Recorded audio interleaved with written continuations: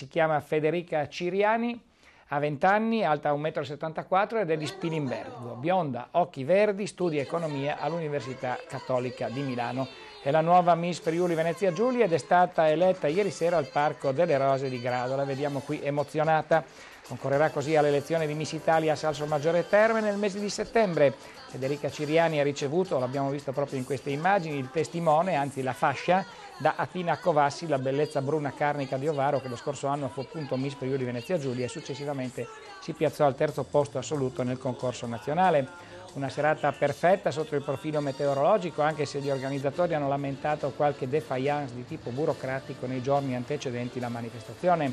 A presentarsi al pubblico e alla giuria sono state le ragazze tra i 17 e i 26 anni che si sono piazzate nelle prime posizioni durante le selezioni iniziate il 23 maggio scorso a Villa Manini in occasione di Sapori Pro Loco. Una serata non solo consacrata alla bellezza locale, come vediamo, ma anche di musica e di esibizioni di ballo. Tutte le ragazze in lizza ambiscono una carriera cinematografica o televisiva, oppure legata al mondo della moda. Alcune ci riusciranno, altre dovranno rinfoderare le ambizioni ed accontentarsi, come tutti noi, di un lavoro